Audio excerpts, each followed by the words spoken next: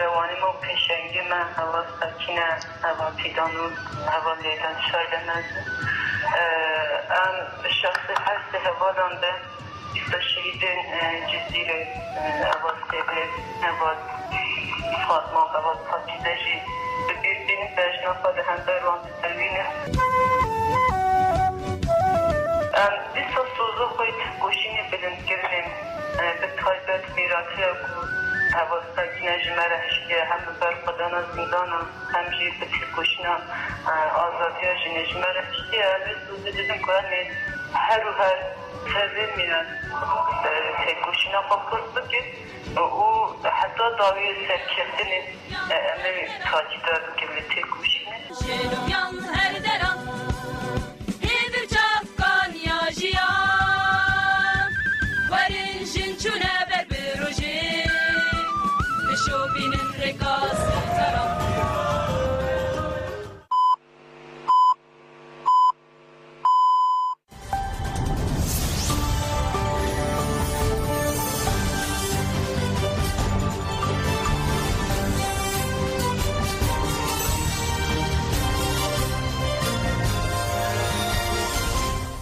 سڵاوتان لەبێم کاتتان باش پەڕێزان بەرمەتی هاوکارانم هەوڵەکانی ئەمڕۆ پێنجشەمە 21 دیسەمبەری 2023 تان پێشکەشەکەین بیسەرمان بن.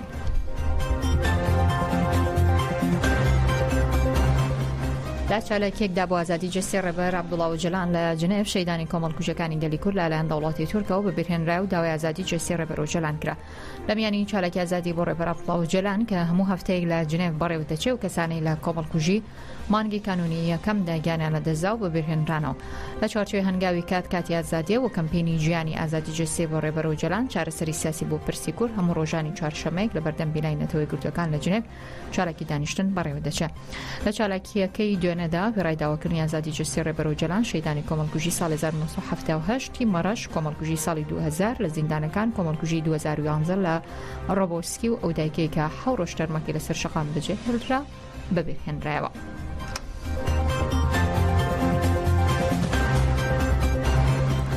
لە دژی گۆشەگیری توندی سەر ڕێبەر عەبدوڵڵا ئۆجەلان بۆ ئازادی جەستی بە بەشداری هەزاران کەسیش لە قامیشلۆ ڕێپێوانێکی جەماوەری بەڕێوەچوو.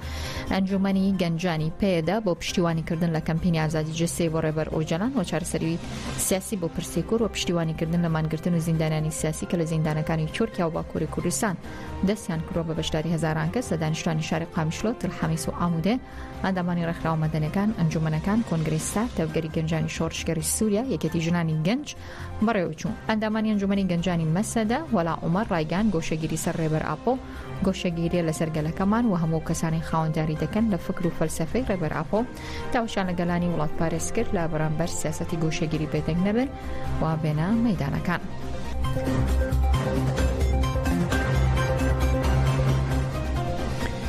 پێنج ڕێکخراو و کۆمەڵە لە پێناوپاراستنی ژیانی مانگرتوانی زیندانەکان داوا لە هەموو دەسەڵاتدارانی تورکیا دەکەن کە بە شوەیەکی هەستیار مامەڵە بکەن و ژیانی زیندانیان بپارێزن و کۆتایی بە گۆشەگیری بێنن. کوردیاناسیۆنی چاودێریکردنی زیندانیانی مێرسین، کۆمەڵی مافەکانی مرۆڤ ئیهادا، کۆمەڵی پارێزەران بۆ ئازادی ئۆهادە و کۆمەڵی پارێزەرانی هەمدەم جەهەدەبە، کۆمەڵی بەر یارمەتیدانی بنەماڵی زیندانیان و سەبارەت بە چالێکی مانگرتن لە خواردن کە لە زیندانەکان دژی گۆشەگیری دەستی پێکردووە. لە بەیاننامەیەکی هاوبەشدا پانکارتی ئێمە نامانەوێ مردن ببینین بەرزیان کردە و زۆرێک لە نوێنەرانی ڕێکخراو مەدەنیەکانیش بەشداری ئەو ڕاگەیاندراوە بوون و باسییان لەوە کرد کە لە پێناو کۆتاییانان بە گۆشەگیری سەر ڕێبەر عەبدوڵڵا ئۆجەلان و چارەسەری کێشەی کورد بە شوێکی دیموکراتی پێویستە کە بە زووترین کات وەڵامی داخوازی مانگرتوان بدرێتەوە و باسییان لەوە کرد تا ئێستا دەسەڵاتی چەندگاوێکی بۆ جێبەجێکردنی داواکارەکانی زیندان نەناوە وەکو ڕێکخراو مەدەنیەکان بۆ پاراستنی مافی تەندروستی و ژیانی زیندانیان کە دەستیان کردووە بە چالێکی مانگرتن لە خواردن. داوایان لە هەموو دەسەڵاتدارانی تورکیا کردووە کە بە شوێکی هەستیار مامەڵە بکەن و ژیانی زیندانیان بپارێزن، کۆتایی بە گۆشەگیری بهێنن.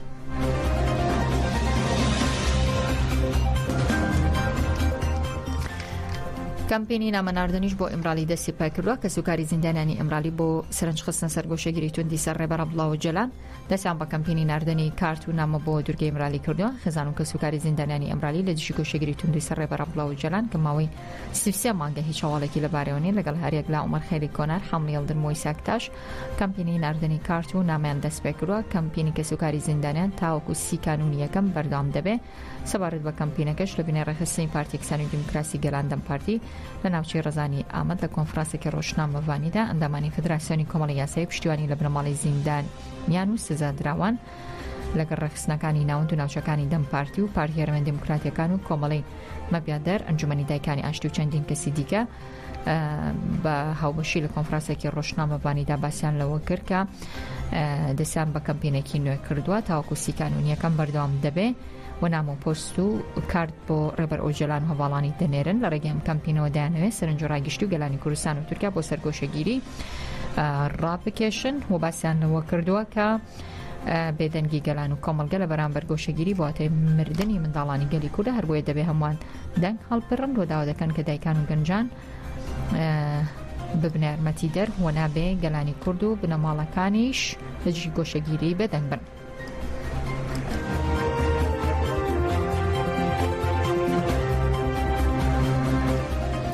کەمپینی بۆ ئۆجەلان ئازادی بۆ کێشەی کورد چارەسەری سیاسی بۆ خۆتان دەزانن کە لەو کەمپینانی کە لە مانگیدەوە دەستی پێ کردو هاوکات کەمپینی خوێنەوەی کتێبەکانی ڕێبەر ئۆجەلانیش لە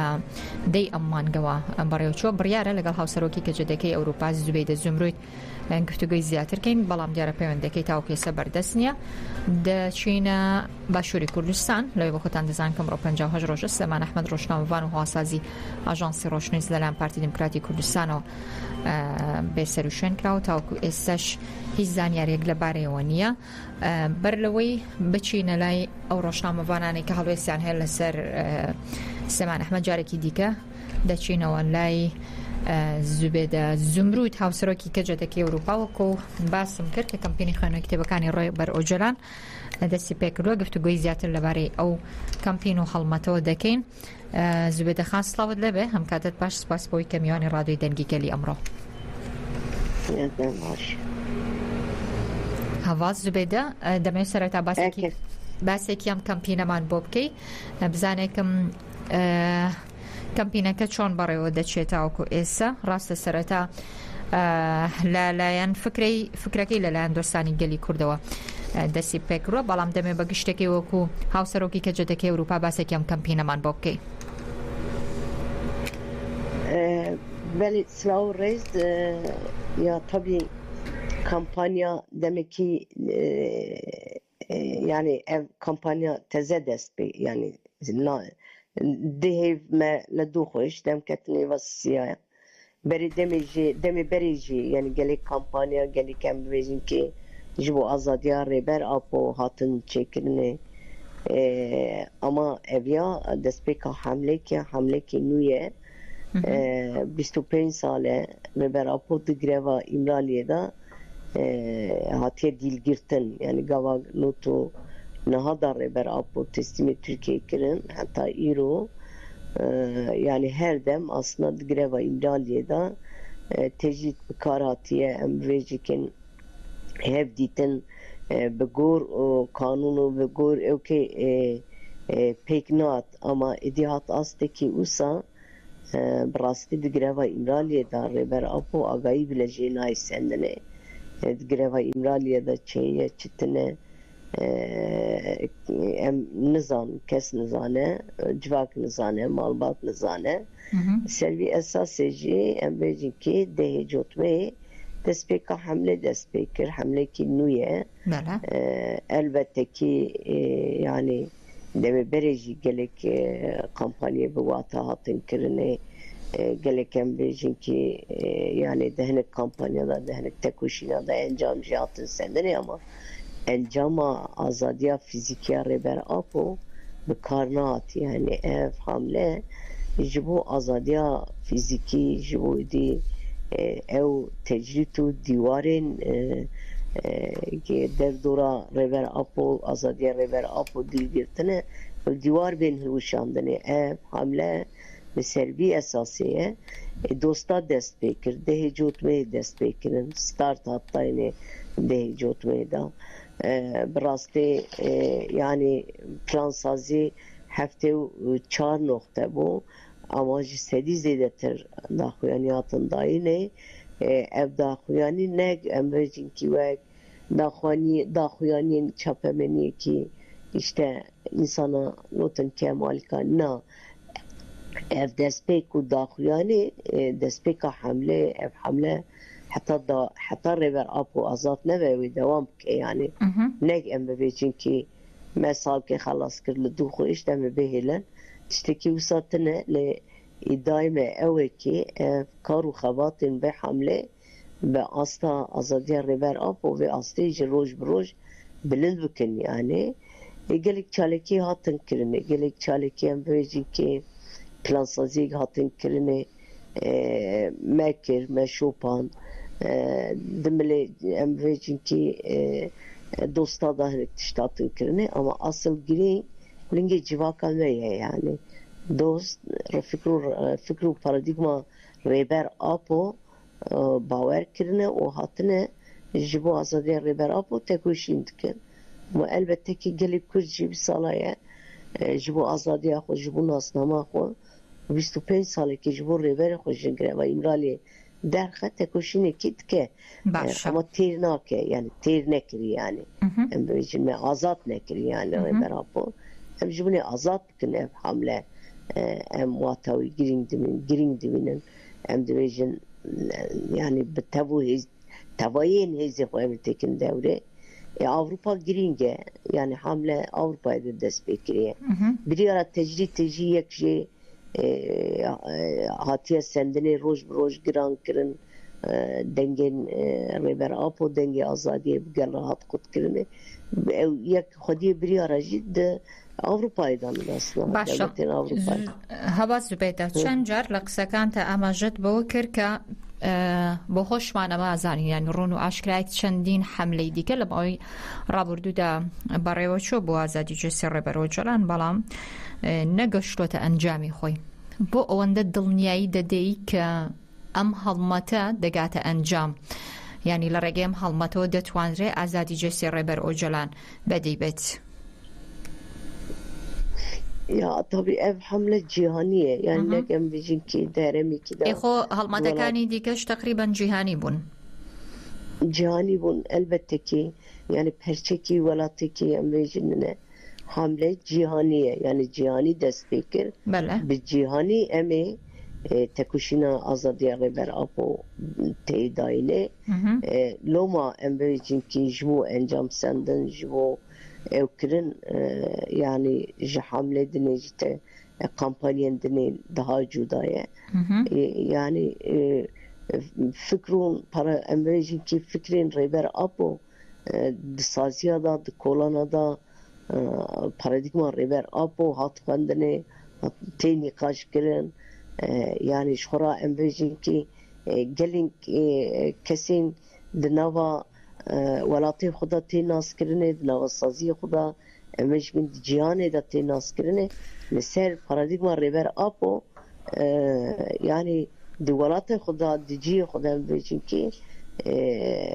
دوی جوا کرا ده او کرن ده فهم کرن ده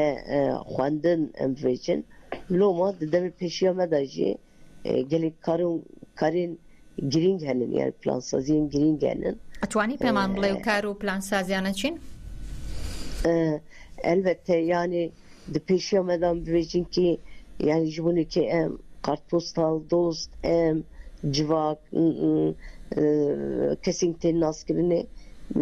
kartpostal bir şeyin imraliye disa em bejin ki amede kariyen hani ki çun heyata tenkirine heyet herın hevditina rever apo le okey greva imraliye bir şeyin Türkiye disa de peşiya meda meşin cuvana henin mitinga girsteyi amede kariye em disa yani anada dest bekiriye em dekin ama elbette de yani her çalekin tenkirini her karu xavatı gittekirini her reyxistina ki em vecin ki bengahawi teavetini ve ser esası kampanya azadiya rêber apoya ser esasê ve hamlê têkirine eviya jî yani nek bi perçekî, nek bi kesekî, nek bi em bêje xizmetî tenê civak bi giştî li ser esasên azadiya rêber apo xwe plansaz dike û tev bigere bi astekî herî bilinda ji bo nê em encam bistînin. باشە ئەباز زبێدە طبعا لە گەڕانم بەدوای ئەم کەمپینەی کە دەستی پێ کردووە سەرچێکی باشم کرد هەم لە گۆگڵ هەم لە سوشیال میدیا لە بەرەوەی کەمپینەکە تازەیە ئەوەندەی لە ڕێگەی فەیسبوک و تویتەر و ئینستاگرام و ئەمانە بڵاو بۆ تۆ لە گۆگڵا شتێکی و تۆ دەست ناکرێت بۆ کەمپینەکە بەڵام کۆمنتی زۆرێک لە هاوڵاتیانم خوێندەوە لەوەی کە طبعا ئەمە پرسیاری هاوڵاتیانە من لە تۆیەکەمەوە وەکو هاوسەرۆکی کەجەدەکەی ئەوروپا دەڵێن خەڵک بۆ خۆی ئەتوانێ هەر کەسێ لە ماڵە کتێبەکانی ڕێبەرەوە جەلانیش بخوێنێتەوانێ ئێوە بۆچی مەبەستم ئێوە نیانی کۆی گشتی ئەم پرۆسێم هەڵمەتەی کە بەڕێوە دەچێت چ پێویست بەواکە کە نزیکەی 10-15 کەسێک کۆ ببێتەوە لە هۆڵێکا بۆی کە بەیەکەوە بێ بەلە بەرچاوگرتنی ئەوەی کە هەڵمەتێکە بۆ ئازادی جەستی ڕێبەرەوە جەلان نازانمەگەر پرسیارەکەم ڕوون بێ بۆت والله باش فهم نکرد یعنی جارێکی تر دووبارەیەکەمەوە من پرسیم ئەم هەڵمەتەی کە دەستی پێکردووە کەسانێکی زۆر نەقدی ئەوان گرتبوو ئەشتوانن هەر کەس لە ئاستی خۆیەوە لە ماڵەکەی خۆی کتێبەکانی ڕێبەرەوە جەلان ئێستا بڵاوە ئەتوانێت لە ماڵەکەی خۆیەوە ئەم کتێبانەی بخوێنێتەوە کەسانێکە نەڵێن ئێمە زیاد لە 10 جارم پارێزنامانەمان خوێندێتەوە پێویست بە چه بۆچی پێویست بەم هەڵمەتەکە ئێستا ji bo parêznameyê xwendina parêznameyê کۆی گشتی ئەم کتێبەکانی ڕێبەرەوە جەلان ئەڵم ya tabii yani ew pare mesela bêjin ki roja xwendinê diyar kirin yani parêznameyên rêber apo hatin xwendinê ew dûr da dî yani ew berdewam bikin yani ne ji bo carekî ne ji bo ewkekî sed û pêncî noxta zêdetir em bêjin ki parêznama rêber apo hatin xwendinê Pirtûkeyê hatin xwendinê yani biyanî dost ji bo fikrên rêber apo yani dixwazin li cîhanê belav bikin yani yani ئامانجەکە ئەمەیە نەک ئەوەی کە هەر تاکێک لە ماڵەوە خۆی بخوێنێتەوە ئامانجەکە ئەوەیە کەم فکرێ زیاتر بڵاو بکەنەوە واوکات ئازادی جەستی ڕێبەرەوە جەلانیش بەدێ بێ belê ji binekî belav bikin ki ev kampanya berfireb ve em bêjin ki civaka cuda gelin cuda daha zêde beşdarî nava vê kampanyayê bikin ki ji binekî ev kampanya demekî nêz rojekî zû encam bistîne yani باشە پەیامە چییە بۆ کەسانی هەتاوەکوونێ ئێستا بەشداری ئەم هەڵمەتە نەبوون ya em peyama me ev destpêka vê hamlê destpêka vê karûxebatên em bêjin ki azadiya rêber apo yani herkes beşdar bibe herkes xwe di navê de bimîne yani ev karûxebatêkî rûmetê ye yani eger rêber apo azad nebe piskirêka Kurd ew nayç serkirin rêber apo azad nebe piskirêka rojhilata navîn ew ney çareserkirin yani îro kaosa di rojhilata navîn da bi kartên krîza siyasiya di rojhilata navîn da heye bi rastî çareseriya wî jî rêber apo ye çareseriya piskirêka Kurd êdî çareseriya krîz û kaosa ciyanê em bêjin ki di rêber apo re li ser vê esasê em dibêjin rêber apo azad be fîzîkî ki hem piskirêka rojhilata navîn piskirêka ciyanî piskirêka Kurd ji binî çareser bibe li ser vê esasê jî em asta herî bilind karûxebatê xwe bidin meşandin باشە بە هەلیە زانم کەم دەرفەتە بقۆزمەوە دوو ڕۆژی دیکە ساڵێک تێپەڕە بێ بەسەر شەید بوونی ئەڤینگۆی ناسراو بە ئامینەکارە ئەندامی کۆنسەی سەرۆکایەتی کەجەکە بۆ خۆ دەزانی کە 23 مانگی 12 ساڵی ڕابردوو لە هێرشێکدا لە پاریس لەگەڵ میرپەروەر و عەبدوڵڵا کزل ئەندامی ناوەندی هونەری ئەحمەدکایە شەهید بوون. ئەگەر هیچ زانیاریەکە هەبێت لەبارەی ئەو مەراسیمەی کە 23 مانگە بڕیارە لە پاریس بەڕێوە بچێت، پێم خۆشە بۆ بیسەران و گوێگرانی ڕادیۆی دەنگی گەل زیاتر ڕوون ببێ چی دەکەن بۆ ساڵاتی شەید بوونەکەی؟ Ya tabii salvegera konkujiya reheval evin goye amedekariye jî hatine kirine karo xebatî tê meşandine yani hinek tiştenin plansaziyê wî em vê jî em 4 salekî berê dikin yani yek jî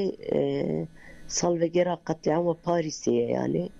konkujiya asna maha konkujiye qetliamê yani قتياما مارشي قتياما روبوسكي دي بيشيما دا يعني سالفجرتي اما ما خفن işte ما بار يعني امدكارين سالفجرا دي امين دي سال سري درباز بو امدكارين كومبجيا ساكنه جانسز يعني سالفجرا ويتكر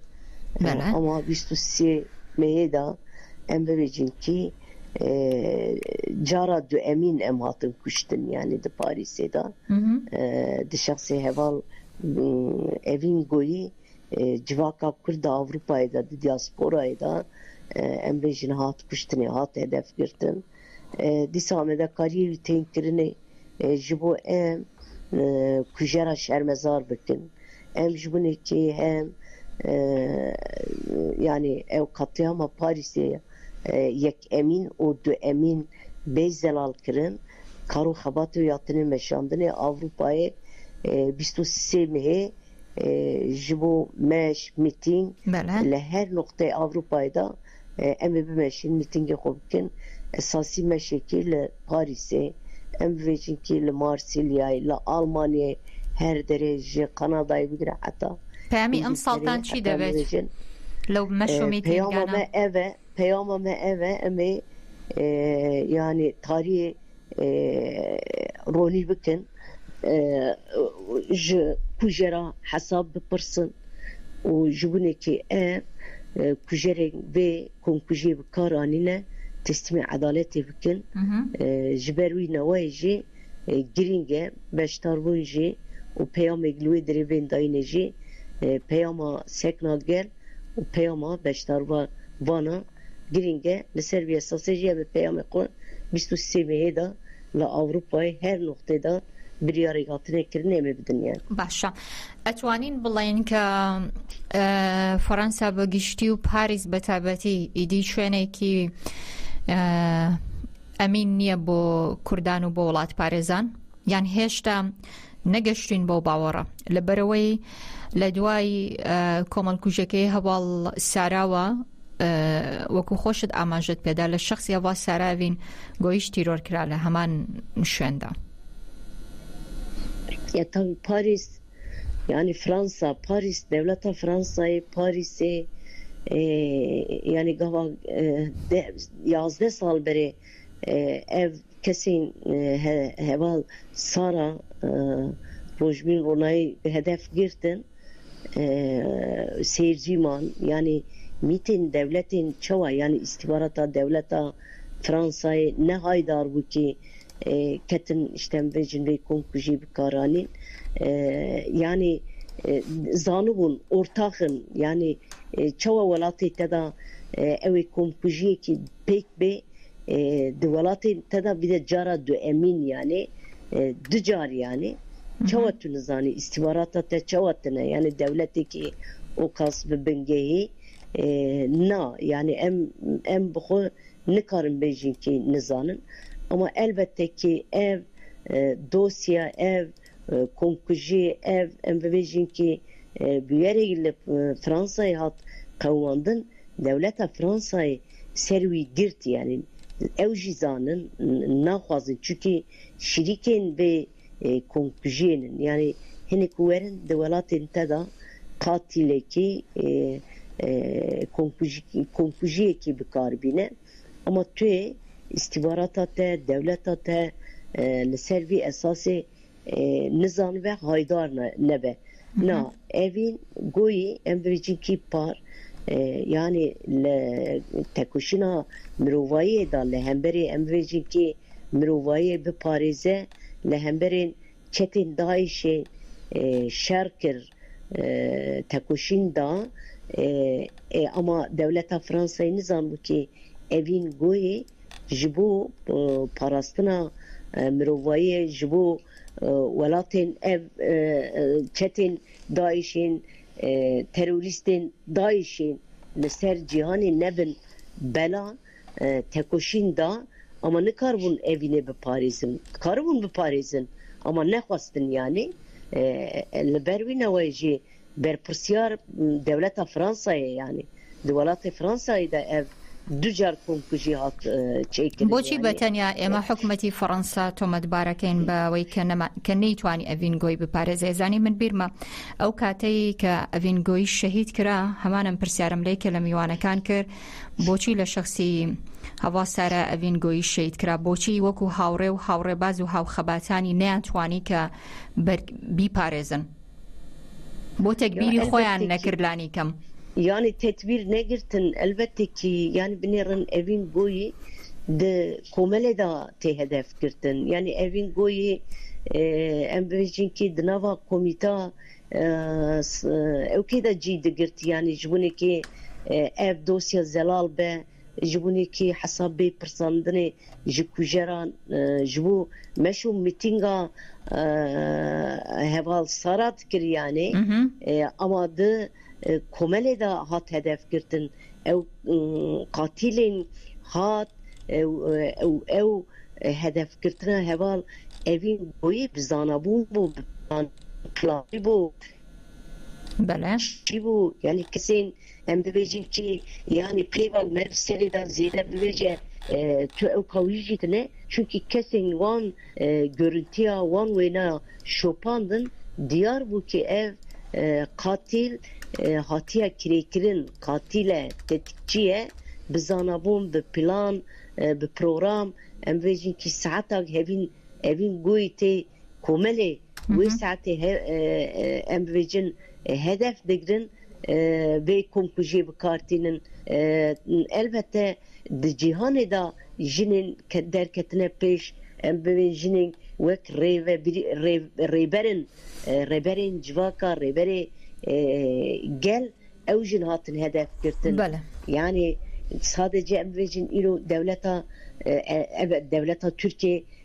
hedefa ve zaten tevgera jinin azat tevgera jinin Kürt emvecin hedef avan jina Kurda derket peş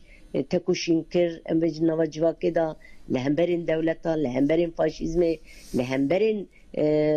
tündiya civake tündiya jine devleta Türkiye faşizm jidiro ki hatta ana her dem jinak derket peş emvecin nava civake da hat kabul kirin cihane da hat kabul kirin hedef girtin ev tündiya xo tünekirin xo bekar anin yani bekartinin ama devletin dineci emvecin ki disa bir destin devleta Türkiye'nin mitin o istihbarata Türkiye ciki vek Paris'e da dicar jinin Kürt katil kirin irada gelin Kürt xwastin ki dine bikin hedef girtina sakine aslında duve deme da hevditin bir reber apora dahatın kirini devlet bir reber apora de greva İmraliye da de mahseda rol işte bu aslında hedef girtina reber ev hedef girtina heva sakine hedef girtina civaka Kürt bu reber hedef girtina reber apo bu devama komploy bu yani reber apo bile ve deme bot ki komplo devam ki devama komploye aslında hatta iruji ber devam ki disa yani heval evin par de bistosisi mehida ev kompujiya kavan disa kavmi ve biriyarani disa aslında peyameki hastan beden jinin Kurd bidin civaka gelê Kurd ama gelên diasporayê Avrupayê da Kurdên em bibêjin ki jiyana xwe di meşandinê qebûl nekirin yani bi sekna xwe di Parîsê da gotin ki we dicar me divir da قتل کر و دجار ما دبر دا پشت اما امی دی قبول ناکن yani باشا اما اف تاریخ رونی بکن yani هەبا زوبێدە ئێمە بەرەو کۆتایی دەچین بەڵام پێم خۆشە بەرلەوەی ماڵاوی لەگەڵ لە تۆ بکەم بێکۆم زانیاریانە لەگەڵ بیسەرانی ڕادۆی دەنگی گەلدا بەشکەین ئەڤینگۆی ناسراو بە ئەمینکارە لە ساڵی 1974 لە گوندی هیلال سەبار بە ناوچەی قالبان لە پارێزگای شرناخ لەدایک بۆ لە تەمەنێکی بچووکی منداڵی ڕوبەڕووی زوڵمی دەوڵەتی تورک دەبێتەوە و گوندەکان لەلایەن دەوڵەتەوە دەسووتێنرێ و بۆ ئازادی گەلەکەی دەستی بە تێکۆشانێکی نوێ کردو لە 1970 دەچێتە چیاکانی کوردستان و ئەو ئازادی کۆمەلگەی کوردی لە ئازادی ژندا بینیەوە بۆ شتێکۆشانی بێوەستانی کردووە لە شەڕی دژی داعش لە ڕۆژاوی کوردستان بریندار بووە بۆ چارەسەری برینەکەی چوە فەڕەنسا لەوێ لە هێرشێکی خیانەدا شەهید بووە لە هەمان کادا ئەندامی کۆنسێ بەڕێوەبەری کەجەکە بوو بە کللتوری بۆتان گەورە بوو ژنێکی خاوەن تێگەیشتنی وڵات پارێزی و ئازادی و پێشەنگ بووە ساڵانێک لە سووریا لەگەڵ ڕێبەرەوە جەلان نزیک بووە لەوە بۆ ماوەیەکی زۆر پەروەردەی ڕێبەر ئاپۆی بینیوە هەموو ژیانی خۆی فیدای تێکۆشانی ئازادی کردووە و لە ریزی ژنانی تێکۆشەرێک و ساکینە جانسز و ڕۆژبین و ڕووناهیدا کاری کردو و لە کاتی شەهید بوونێ و سێ ژنە چالاکوانەدا سەرپەرشتاری ناڕەزایەتیەکانی شەرمەزارکردنی و کۆمەڵکوژیە بووە لە 23 ساڵی ڕابردوو لە بەردەم ناوەندی کللتوری و هونەری ئەحمەدکایە لە فەڕەنسا لەگەڵ میرپەروەر و عەبدوڵڵا کزل ئەندامی ناوەندی هونەری ئەحمەدکایە لە پاریس لەلایەن کەسێکی چەکدارەوە کە پلانەکەی لەلایەن دەوڵەتی تورکەوە داڕێژرا بوو تیرۆرکران دنیایەک سپاس بۆەوەی کە ئەمڕۆ لەگەڵمان بوویت زوبێدە زومرود هاوسەرۆکی کەجەدەکەی ئەوروپا ڕۆژێکی خۆشتان هەبێت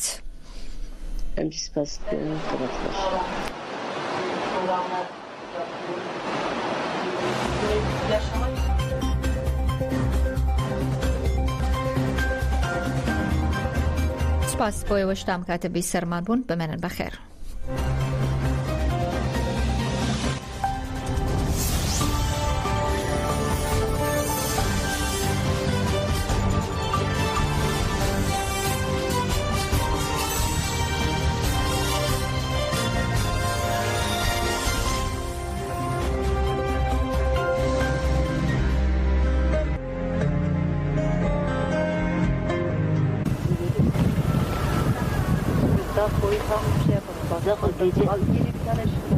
geceleyin şimdi ise bir süre önce de enerji oldu. Yalnız havuz veriyor. Onun dışındaki gece hiç tepecikler bir şeyler.